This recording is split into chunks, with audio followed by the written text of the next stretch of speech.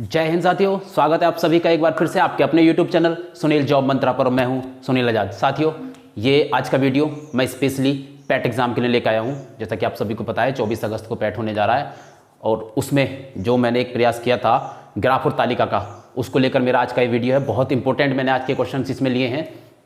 6 question, उसके 6 question के 5 part करके 30 क्वेश्चन है, बहुत इंपॉर्टेंट, जो मोस्ट प्रोबेबली जिस टाइप के प्रश्न आ सकते हैं। ठीक है, स्पेशली पैट एग्जाम के लिए लेकर आया हूं। तो आइए शुरू करते हैं। तो आइए साथियों, देखते हैं आज का अपना पहला प्रश्न। पहले प्रश्न में देखिए 5 कंपनियां हैं, 5 कंपनियां हैं ए बी सी डी और ई।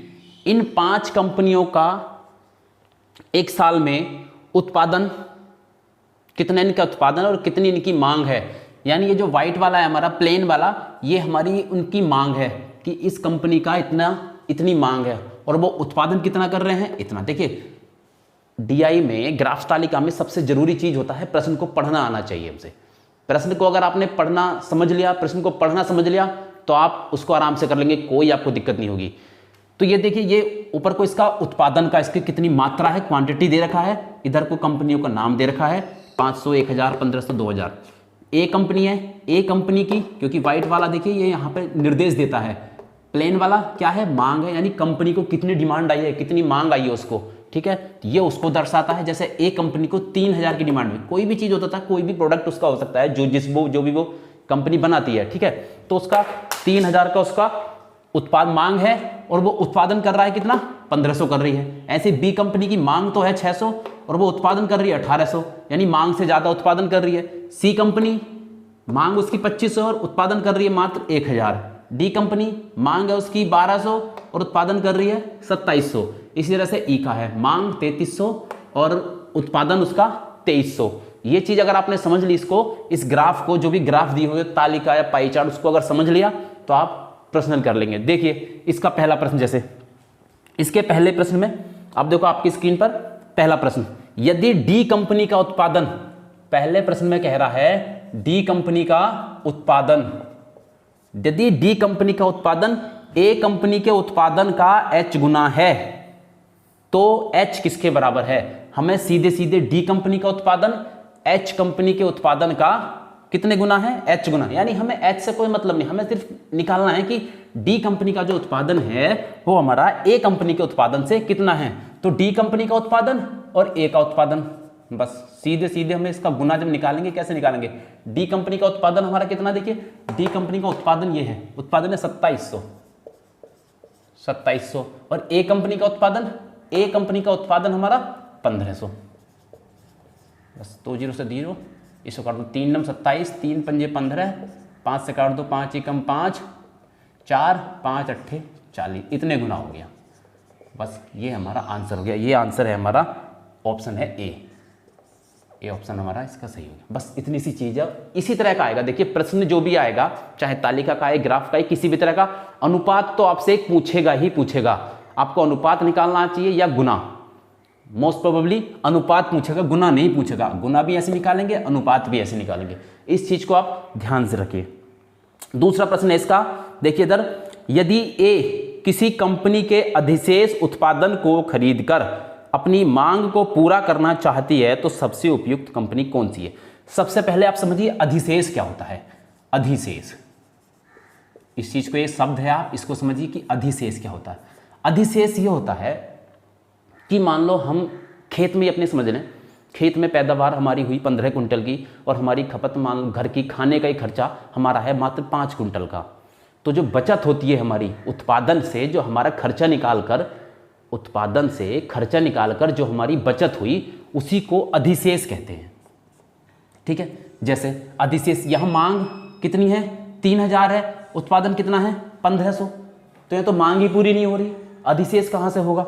ऐसे यहां देखिए बी की मांग है 600, इसका उत्पादन कितना है 1800, यहां अधिशेष बच रहा है, कितना बच रहा है 1200। प्रश्न में कह रहा है कि ए को अगर अपनी मांग पूरी करनी हो, जितनी मांग है उसकी उत्पादन की, उस मांग को अगर पूरा करना हो तो उसको किस कंपनी का अधिशेष लेना चाहिए। समझ में आ गया।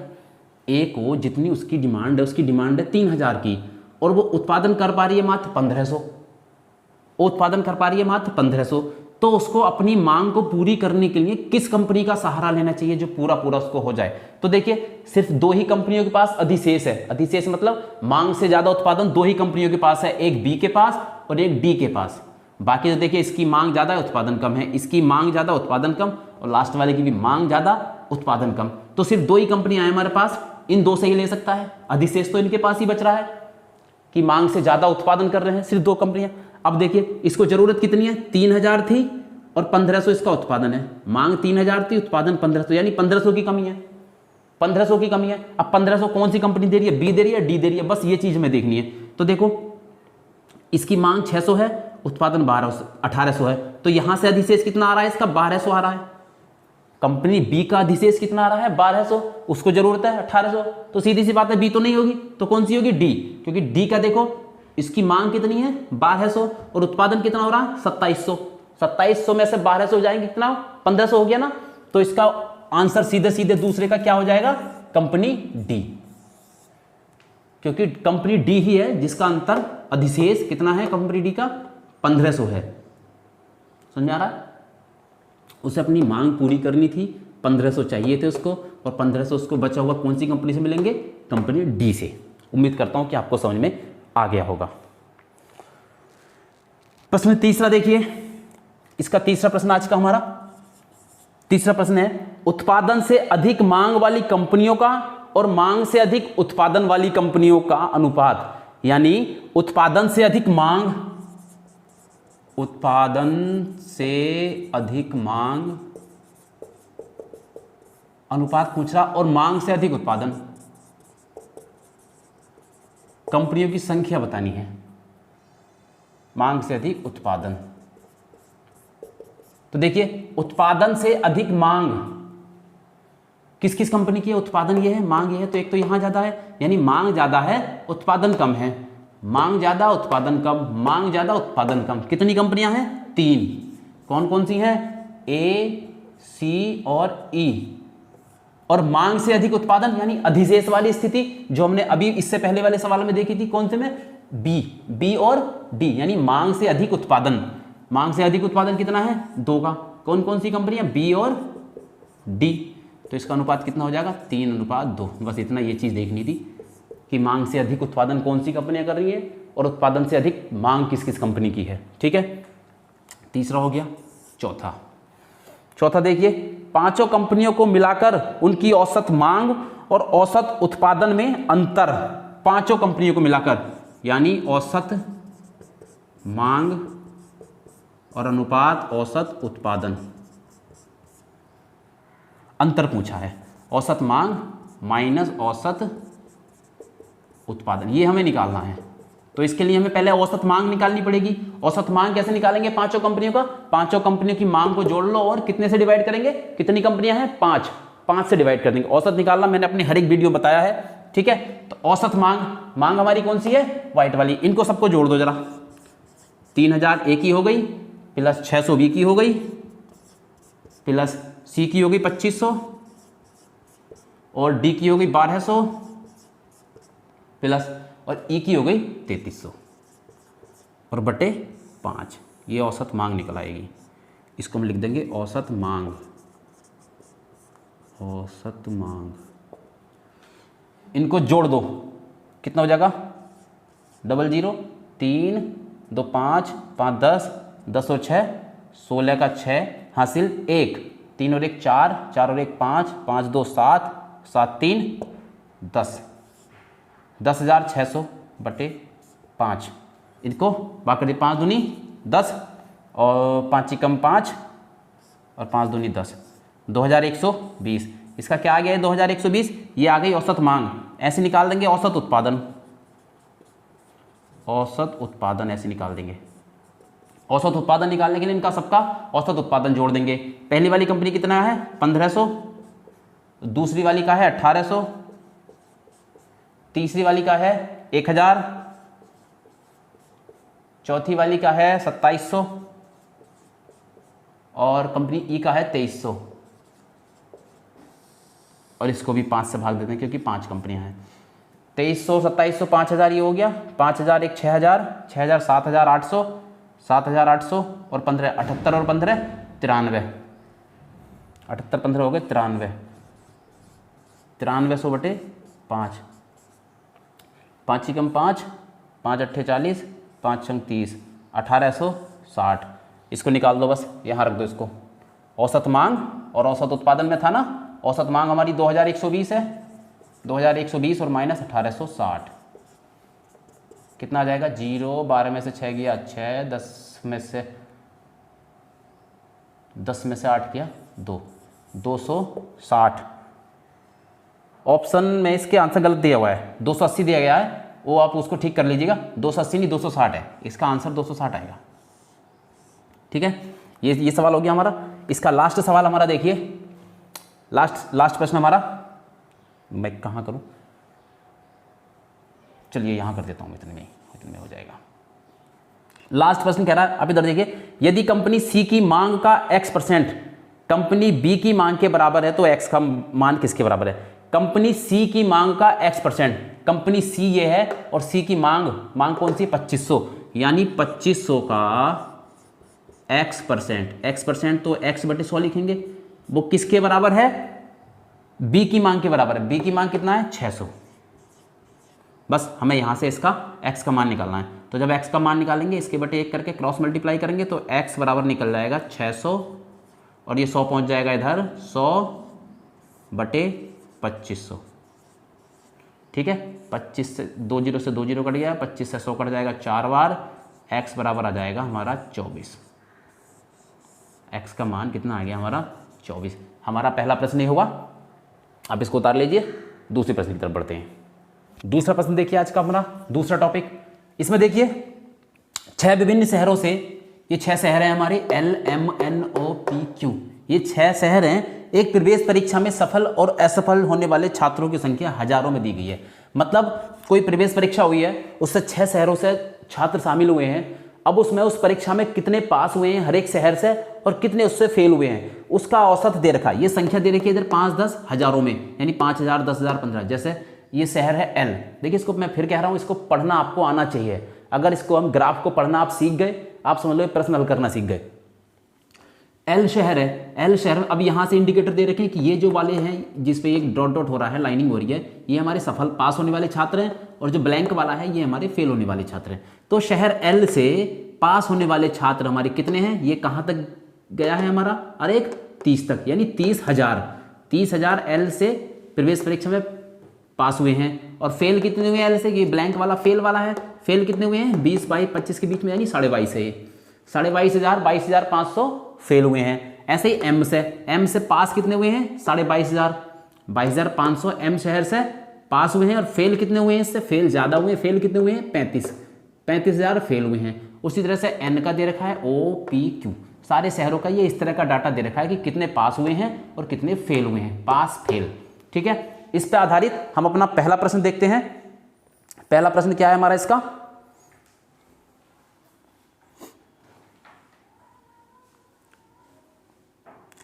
पहले प्रश्न में कह रहा है, आज का हमारा छठा प्रश्न, ठीक है, प्रवेश परीक्षा में शहर M में सफल होने वाले छात्रों का शहर Q में सफल होने वाले छात्रों से क्रमशः अनुपात।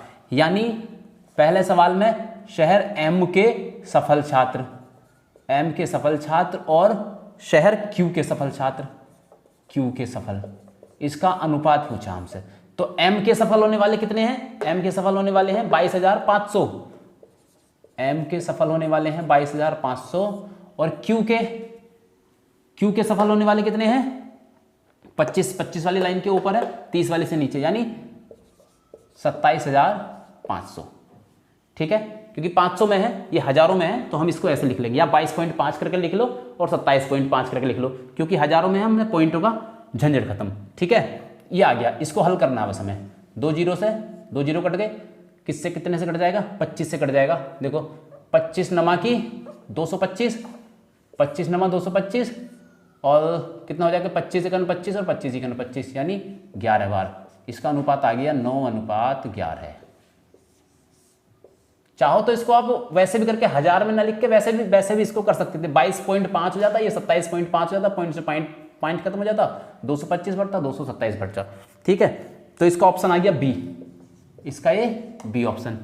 प्रश्न संख्या दूसरा देखिए इसका, इससे संबंधित दूसरा प्रश्न क्या कह रहा है, शहर एल और एम से मिलाकर, इधर देखिए आपकी स्क्रीन पर, शहर एल और एम से मिलाकर परीक्षा में असफल होने वाले छात्रों की औसत संख्या, यानी एल और एम के जो फेल छात्र हैं उनका औसत पूछ रहा है।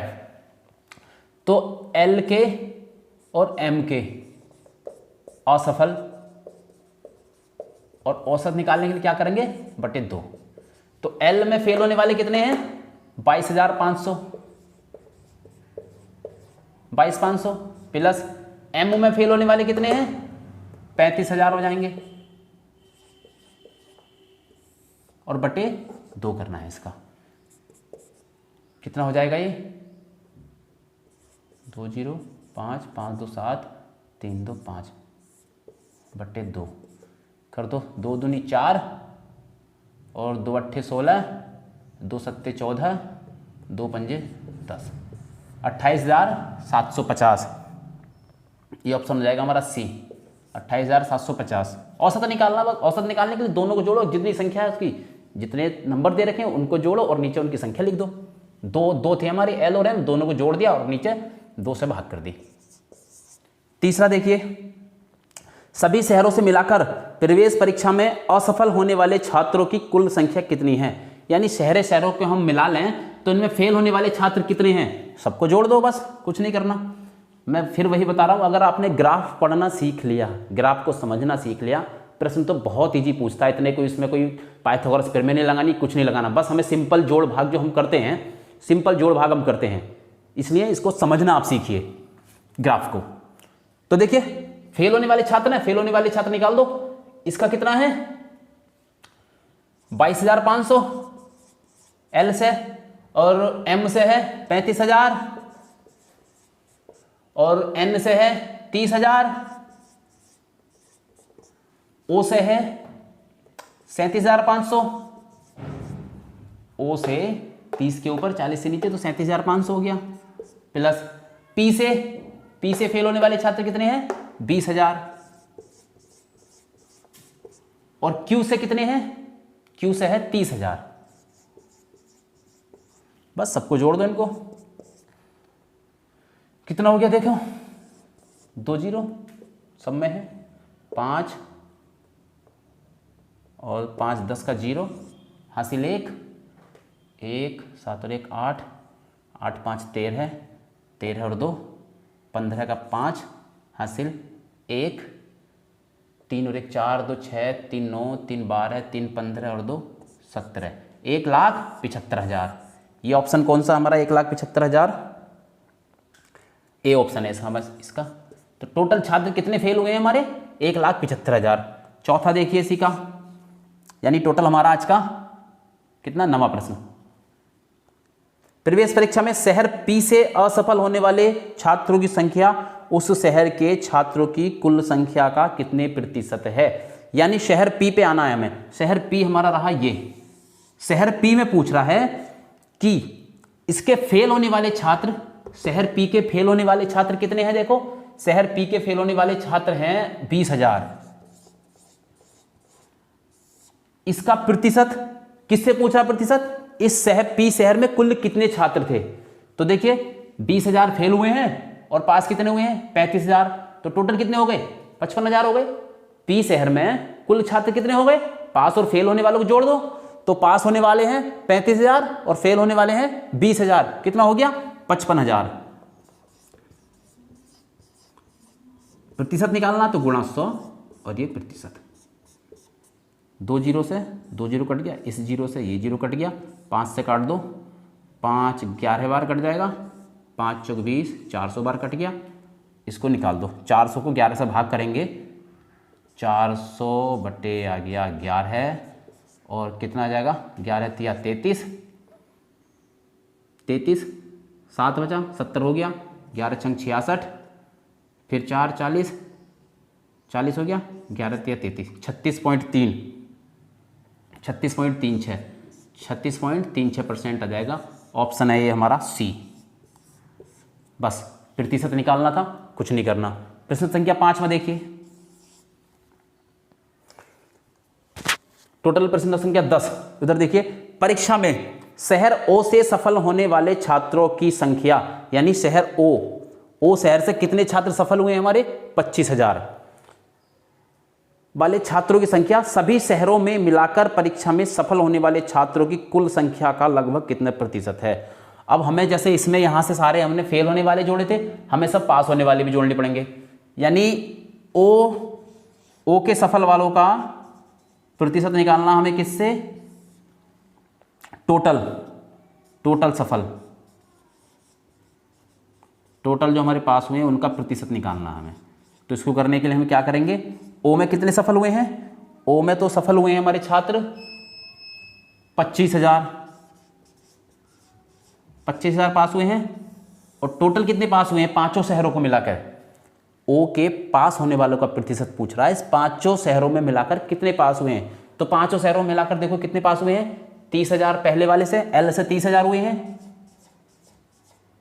30,000, और एम से हुए हैं 22,500, एन से हुए हैं 32,500, और ओ से हुए हैं 25,000, टी से हुए हैं 35,000, और क्यू से हुए हैं 27,000। बस इतना करना है हमें, कुछ नहीं करना, हमें जोड़ना ही तो है सिर्फ। कितनी भी संख्या जुड़वा लो भाई, ऊपर 25,000 है और नीचे इनको जोड़ दो, कितना हो जाएगा। देखो 2 जीरो सभी में है, 2 जीरो हमने लिख लिए। तीसरी सैकड़ा वाली जगह देखो 5 5 5 10 5 15, 15 का 5 हासिल 1।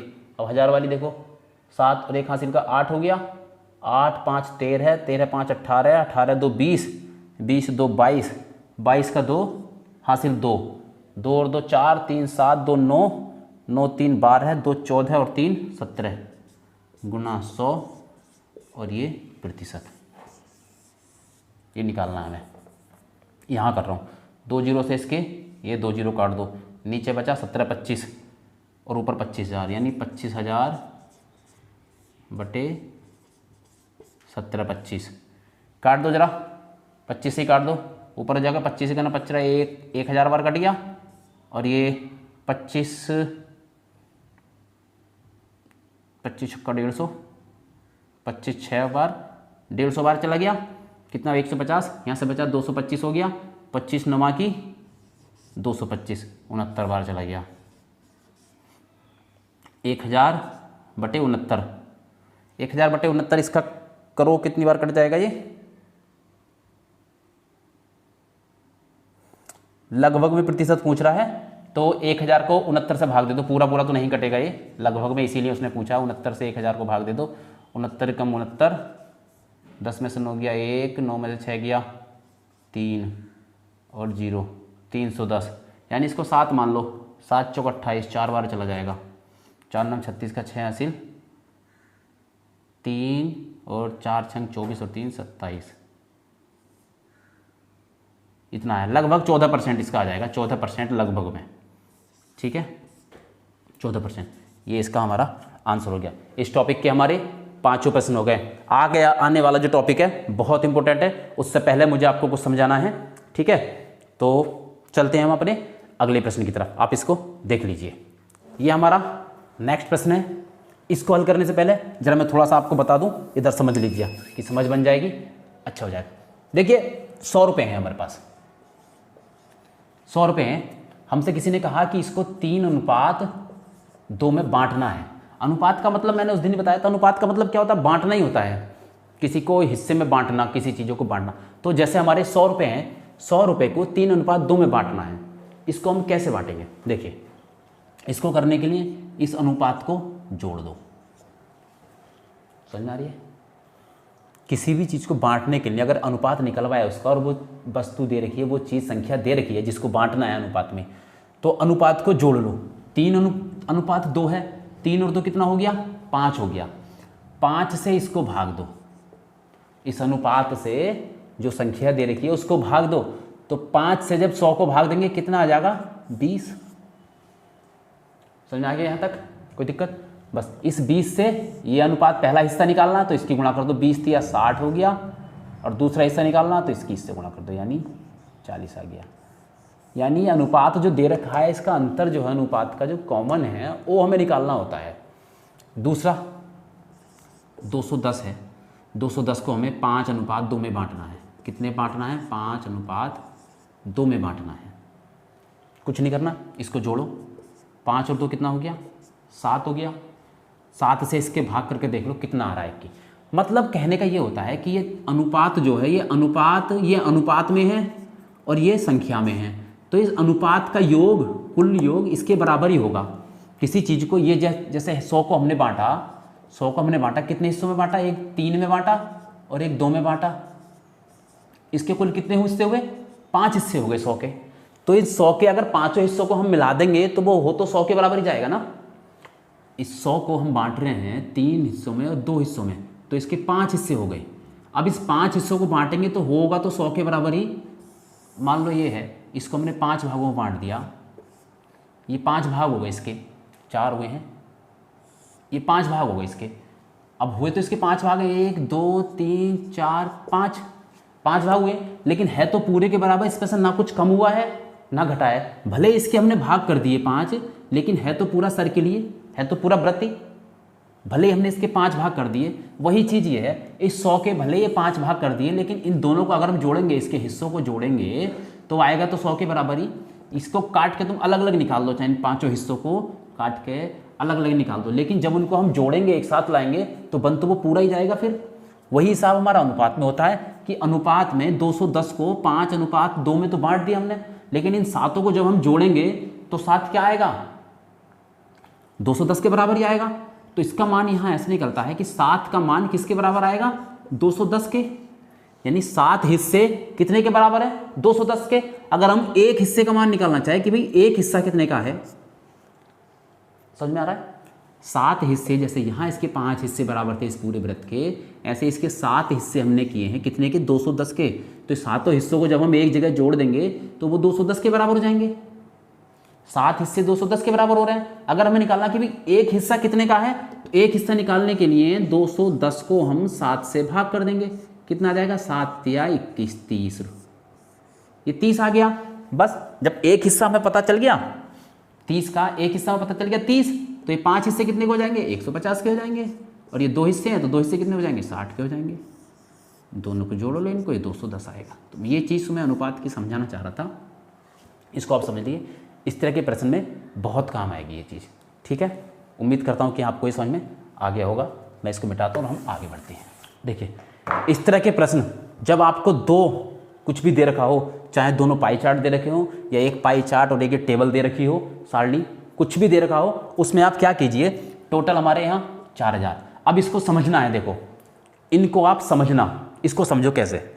एक विभाग है, एक विभाग में कितने ऑफिस हैं? ये ऑफिस हैं 3 3 6 2 8 ऑफिस हैं। इन 8 ऑफिस में कुल कर्मचारी कितने हैं? 4000। वो 4000 कर्मचारी इन 8 ऑफिसों में बटे हुए हैं। जैसे कार्मिक वाला जो ऑफिस है, कार्मिक विभाग में 12% है, विपणन विभाग में 15% है, लेखा में 8%, IT में 18%, परिचालन में 16%। ये हो गया। ये तो हो गया कि ये टोटल मिला के सारे एक ऑफिस में कितने कर्मचारी हैं, ये अनुपात उसका दे रखा है। अब प्रत्येक ऑफिस में उसको बांट दिया फिर कितने महिला और कितने पुरुष हैं, ये समझ में आ रही है। उस ऑफिस को, एक पर्टिकुलर ऑफिस को उसको बांट दिया कि उस एक ऑफिस में जो महिला पुरुष हैं वो किस किस अनुपात में है। ये संख्या नहीं है 7 और 9 की, 7 पुरुष हैं इसमें और 9 महिला हैं। ये एक अनुपात है कि इस रेशो में होंगे। अगर ये 7 होंगे तो महिला 9 हैं, अगर ये 14 होंगे तो महिला 18 हो जाएंगी, अगर ये 21 होंगे तो महिला 27 हो जाएंगी। इस अनुपात में है। तो हम ऐसे प्रश्नों में क्या करेंगे, क्योंकि देखिए ऐसे प्रश्नों में 5 सवाल आएंगे और 5 सवाल में कहीं ना कहीं आपसे कुल महिला, कुल पुरुष या कुल संख्या कहीं ना कहीं पूछेगा जरूर। तो बार बार निकालने से अच्छा ये है कि आप इसको एक बार निकाल लो। जैसे हमारा कार्मिक के कितने हैं? 12% है, तो कार्मिक की हम संख्या अगर निकालेंगे तो 4000 का 12% ही तो होगा। 4000 का कितना होगा? 12%। इन 2 जीरो से ये 2 जीरो कट जाएगा, 12 की 4 से गुणा करेंगे, 12 चौक 48 और 1 जीरो 480। समझ में आ गया? यानी कार्मिक विभाग में कितने कर्मचारी हो गए 480। ये मैंने यहाँ आपको करके दिखाया है, यहाँ लिख देंगे हम 480। ऐसे ही हमारा पेपर में चित्र आएगा, पेपर में इस तरह से हम लिख लेंगे, किस तरह से करना मैं आपको वो बता रहा हूँ। ठीक है, ये आ गया। अब देखिए इसमें 15% है, तो इसी तरह से ना करके हम सीधा यहीं लिख देंगे 4 से इसकी 15, क्योंकि 4000 का जब हम 15% करेंगे 2 जीरो से 2 जीरो कट जाएंगे, और 15 चौका 60 और 1 जीरो 600, तो यहाँ 600 आ गया। ऐसे ही 8% निकालेंगे, 4000 का 8% निकालेंगे तो 2 जीरो तो 100 से कट जाएंगे, 8 चौक 32, कितना आ जाएगा 320। इसका 18% निकालेंगे, 18 चौक 72, 720 आ गया। इसका 16% निकालेंगे परिचालन का, 16 चौका 64। मुश्किल से आपको ये करने में 1 मिनट लगेगा, और 11 चौक 44, 64 नहीं 640 और ये 44, इसको मैं मिटा देता हूँ।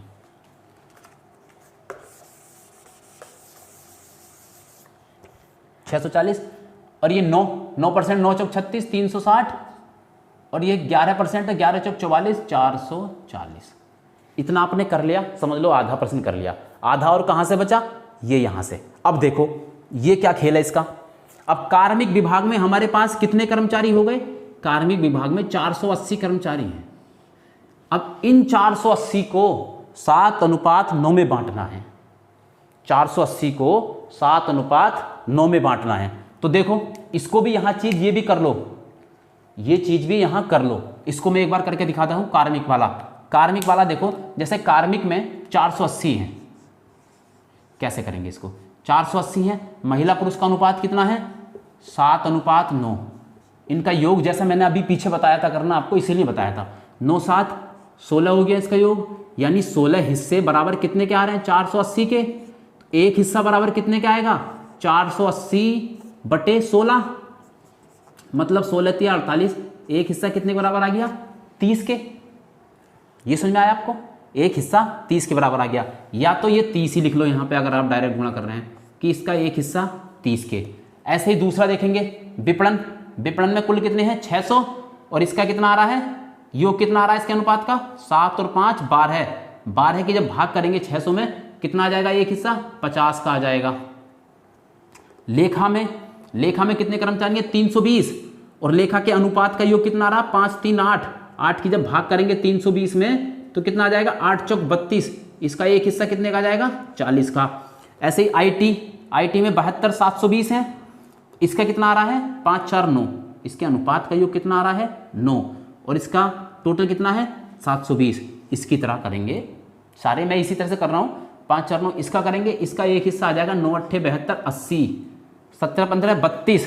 परिचालन वाले के अनुपात का तो योग आ रहा 32, और इसके कितने कर्मचारी हैं 640। 32 से करेंगे 34, 32 दूनी 64, इसका 20 आ जाएगा। लॉजिस्टिक्स का, लॉजिस्टिक्स में कर्मचारी कितने हैं 440, और इसका अनुपात कितना आ रहा है 6 5 11। 440 को जब हम 11 से भाग करेंगे कितना आ जाएगा इसका एक हिस्से का 40। और डिस्पैच में कितने हैं 360, अनुपात कितना आ रहा है इनका योग 5 4 9। 9 से जब 360 को भाग करेंगे कितना आ जाएगा 9 चौक 36, 40 आ जाएगा।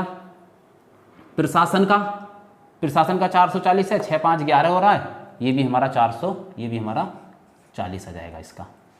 ये चीज़ आपको, ये जो मैंने लिखा है इसके आगे, ये चीज़ समझ में आ गई। एक हिस्सा लिखना, जैसे मैंने अभी आपको बताया था ना कि 100, इसको हम अगर 3:2 में बांटें तो कितना आएगा 100 का।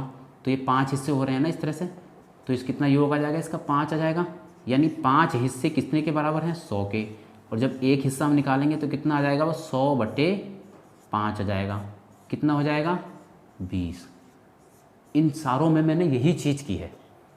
इस 100 की जगह क्या यूज़ करेंगे हम यहाँ, इनकी कर्मचारियों की जो संख्या दे रखी है, और अनुपात की जगह अनुपात हमें ये यहाँ दे रखा है। हर एक ऑफिस का हमने ऐसे निकाल दिया। कर्मचारी पहले कार्मिक का हम देखेंगे, कार्मिक में 480 कर्मचारी थे, उसके ये अनुपात 9 7 16 रहा। जैसे यहाँ हमने 5 का जोड़ा तो वो 16 रहा, तो ये 16 बराबर, ये जो मैंने किया 16 बराबर 480 क्या आ गया, एक का मान निकालेंगे तो 30 आ गया। दूसरा विपणन वाला मैंने ऐसे किया है 12, यानी अनुपात का जो कितना आ रहा है 12, तो 12 बराबर विपणन वाले के बराबर आ जाएगा 600 के। एक का मान निकालेंगे तो 600/12 हो जाएगा, कितना आ जाएगा 12 पंजे 60। लेखा वाले का 8, अनुपात का योग कितना आ गया 5 3 8, और ये 8 किसके बराबर होगा लेखा के 320 के, 8 बराबर 320 के होगा। एक का मान निकालेंगे तो कितना आ जाएगा 320/8 कितना आ जाएगा 40। ये सारे मैंने इसी तरह से किए, उम्मीद करता हूँ कि आपको समझ में आ गया होगा, नहीं आया तो फिर भी आप मुझे बता सकते हैं। ठीक है, आगे बढ़ें। तो इसको हम, ये हमने हिस्सा निकाल लिया, अब देखो इसका हम आराम से कर सकते हैं। मैं इसको मिटाता हूँ जरा।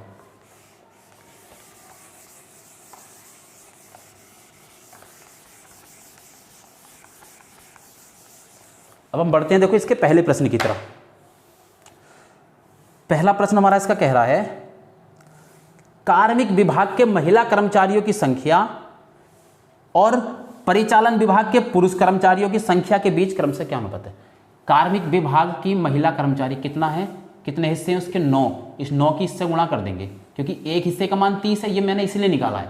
कुछ नहीं करना हमें, अब देखिए 2 मिनट में सवाल हो जाएंगे। महिला का हिस्सा कितना है 9, और एक हिस्सा निकाला हमने 30, और इसके पास हिस्से 9, तो महिलाओं की संख्या कार्मिक विभाग में, पहला सवाल कार्मिक में महिला, और क्या पूछ रहा है वो परिचालन विभाग के पुरुष, परिचालन के पुरुष का अनुपात पूछ रहा है। तो कार्मिक की महिला कितनी हो जाएंगी, महिलाओं का हिस्सा कितना है 9, और एक हिस्सा कितने का है 30 का, तो 3 9 27 270 हो गया।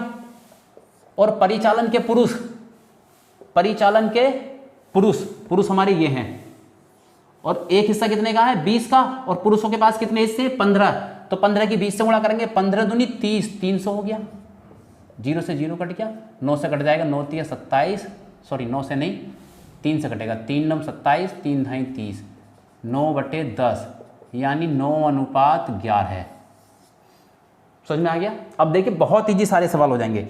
अगला सवाल इसका देखिए, आज का हमारा टोटल 12वां प्रश्न, लॉजिस्टिक विभाग के पुरुष कर्मचारियों की संख्या संस्था में कुल कर्मचारियों की कुल संख्या का कितने प्रतिशत। लॉजिस्टिक विभाग के कुल कर्मचारी, दूसरा लॉजिस्टिक विभाग ये रहा हमारा, इसके पुरुष कर्मचारी कितने हिस्से हैं 5, एक हिस्सा कितने का है 40 का, तो कितने हो गए टोटल 4 पंजे 20 200, और इससे संस्था में कुल कर्मचारियों से अनुपात निकालना कितना हो गया 4000। अनुपात पूछा है प्रतिशत, प्रतिशत पूछा है तो गुणा 100, और ये प्रतिशत, 2 0 से 2 0, इस 1 0 से ये 0, और 4 पंजे 20, कितना आ गया 5%।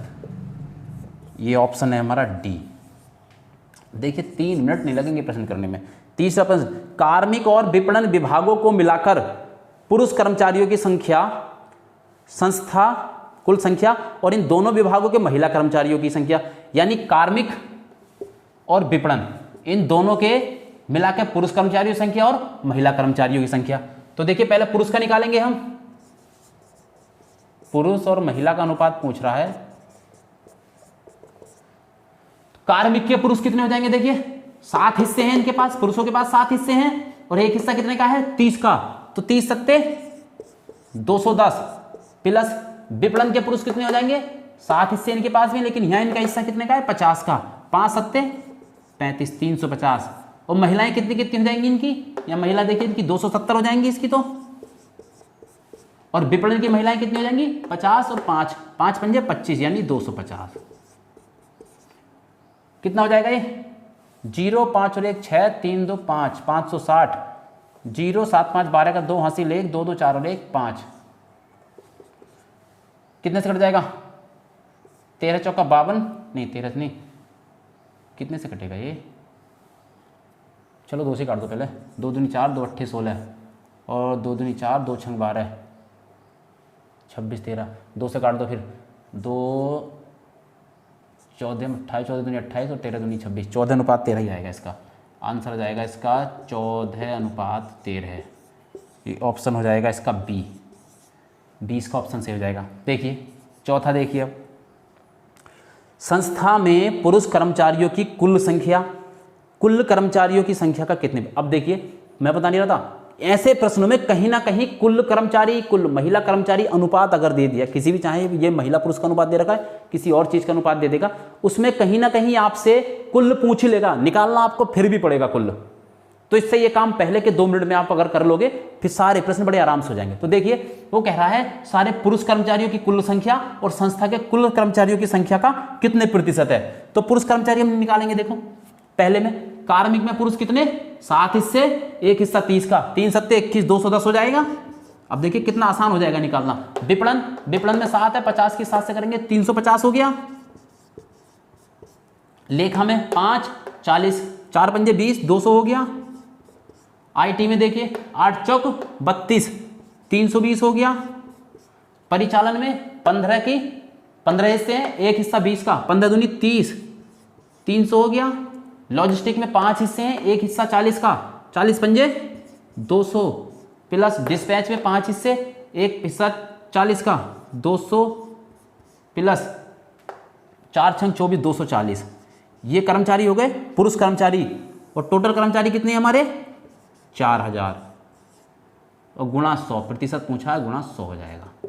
बस ये हो गया। इनको जोड़ दो जरा, 0, 4, 2 6, 6 5 11 और 1 12 का 2 हासिल 1, 2 1 3, 2 5, 2 7, 3 10, 3 13, 2 15, 3 18, 18 और 2 20, 20 20 बटे 4000, 0 से 0 कट गया, कितना बचा 202 बटे 4 और हाँ प्रतिशत भी है इसमें, गुणा 100 प्रतिशत पूछा है। इन 2 जीरो से ये 2 जीरो कट गया, 202 बटे 4 बचा। इसको 200 को जब काटेंगे 4 से, 4 पंजे 20, जीरो लग जाएगा, पॉइंट 4 पंजे 20, 50.5%। और ये कौन सा है हमारा ऑप्शन है, ये ए। ये हमारा प्रश्न हो गया 4। प्रश्न पूछा हमारा 5वां। देखिए अब प्रशासन में पुरुष कर्मचारियों की संख्या किस विभाग की महिला कर्मचारियों की संख्या के बराबर है। प्रशासन में पुरुष विभाग, प्रशासन कहाँ है हमारा, ये है। प्रशासन के पुरुष ये कितने हैं, 6 हिस्सा, कितने हो जाएंगे 240। ये पुरुष कितने हो गए हमारे 240। किस विभाग में महिला 240 हैं, किस विभाग में महिला 240 हैं। तो देखिए लॉजिस्टिक, देखिए लॉजिस्टिक विभाग में यहाँ भी 40 का अनुपात है, क्योंकि यहाँ 40 का अनुपात था, 1 का, 1 अनुपात का मान 40 था। डिस्पैच में लॉजिस्टिक में 40 का है, 40 और इसका महिलाओं की संख्या 6 है। तो यहाँ से भी देखिए इन दोनों की जब हम गुणा करेंगे तो कितना आ जाएगा, ये 240 आ जाएगा।